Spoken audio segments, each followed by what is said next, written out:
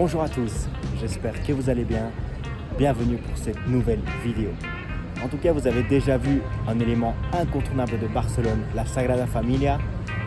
Asseyez-vous confortablement parce qu'aujourd'hui nous allons visiter l'Eixample. J'ai décidé de diviser la ville de Barcelone par quartier étant donné l'immensité de la ville. Pour vous donner quelques informations sur la Sagrada, cet édifice exceptionnel fut designé par Gaudi. Son édification a commencé en 1882 et n'est toujours pas terminée. Car oui, comme vous pouvez le voir, les grues, etc. en hauteur, c'est pour terminer son édification. Cette basilique est le monument le plus visité d'Espagne.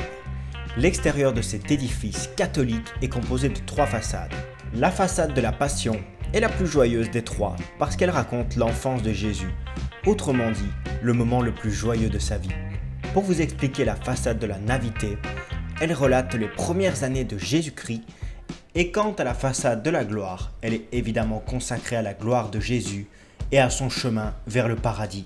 Et nous voici à présent sur l'Avenida Diagonal.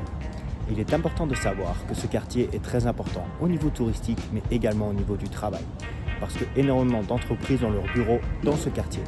Je travaille d'ailleurs dans le quartier de l'Eixample. C'est pourquoi je commence par ce quartier parce qu'il me tenait vraiment à cœur. Nous allons à présent continuer la visite avec des endroits exceptionnels.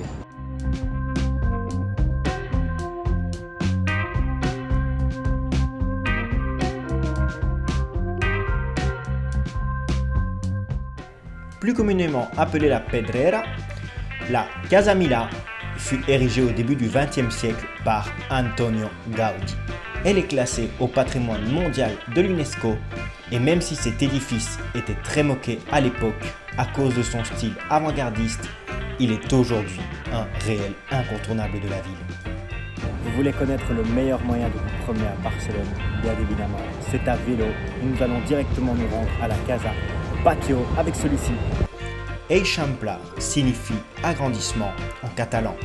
Ce quartier fut imaginé par l'ingénieur et urbaniste Cerdà.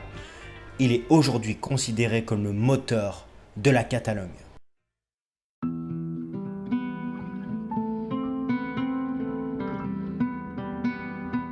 Quoi de mieux qu'une balade sur le Passeig de Gràcia un dimanche?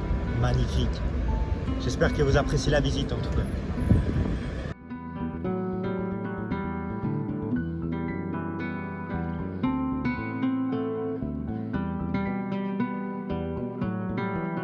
Situé sur le Passeig de Gràcia, cet édifice datant du début du XXe siècle est l'une des œuvres les plus originales et abouties réalisées par Gaudí. Tout comme la Casa Milà, la Casa Batlló est de style moderniste catalan. Ce nom provient de son promoteur qui se nommait Josep Batlló. Il a décidé d'engager Gaudí afin de lui construire cette merveille. Ce monument est bien évidemment classé au patrimoine mondial de l'UNESCO. Ce bâtiment est l'endroit de nombreux événements. J'ai d'ailleurs filmé la Sant Jordi 2022. Je vais vous mettre un extrait ici, mais vous pourrez retrouver la vidéo complète sur mon Instagram. Sant Jordi était un héros. Il a sauvé une princesse qui était sur le point de se faire attraper par un dragon. En tuant ce dragon, un rosier est sorti de son sang. C'est pourquoi Sant Jordi est considéré comme le saint patron des amoureux de la Catalogne. Histoire et gastronomie se mêlent dans cet endroit afin d'obtenir ce résultat fabuleux. Cet édifice caché abrite de nombreux restaurants et même s'il est difficile d'y croire, il couvre une superficie de plus de 3000 m². Il est important de savoir que ce bâtiment abritait à l'époque un théâtre.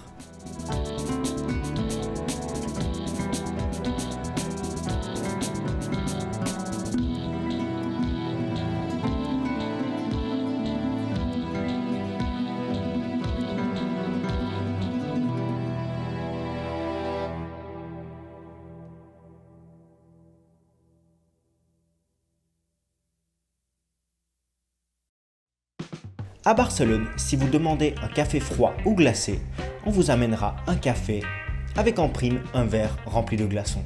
Ce sera à vous de faire le transfert, mais en tout cas, je vous souhaite une bonne dégustation. Cette place de 5 hectares relie le quartier de l'Eixample et la vieille ville de Barcelone. Nous la verrons d'ailleurs dans une future vidéo. Jusqu'en 1854, la ville de Barcelone comprenait des remparts.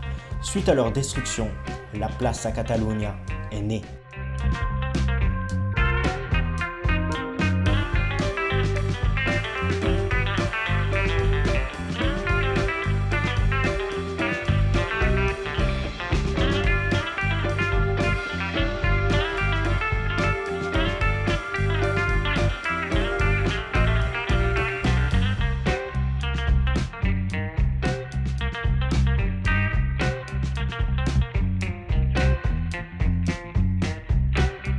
Pour les fans de football et plus particulièrement du FC Barcelone, la Taverna de Barcelona est l'endroit idéal les soirs de match.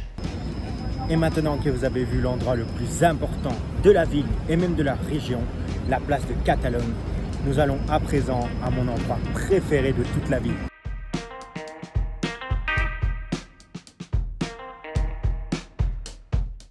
Je parcours ce chemin chaque après-midi depuis 5 mois pour rentrer du travail avec le vélo.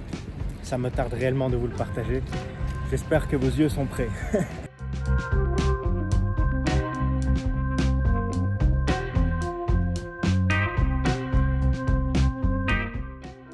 L'Arc de Triomphe fut érigé à l'occasion de l'exposition universelle de 1988. Cet édifice de 30 mètres de hauteur fut imaginé par l'architecte Josep Vilaseca. Cet endroit est aujourd'hui le point d'arrivée de beaucoup d'événements sportifs. Il se situe en face d'un célèbre parc que nous verrons dans une future vidéo.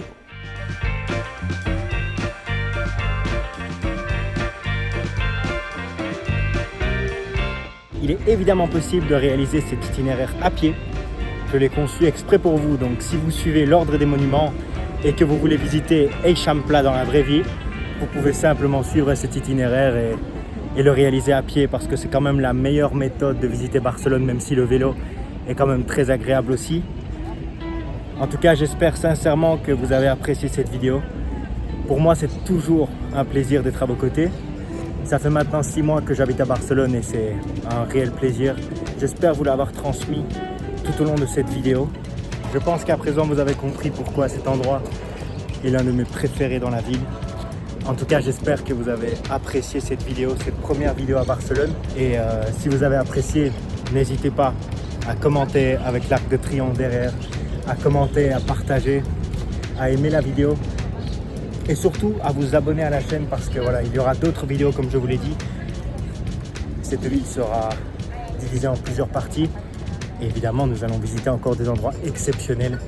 Mais ne cessez jamais de croire en vos rêves. Tout est possible. C'était Massimo et à la prochaine!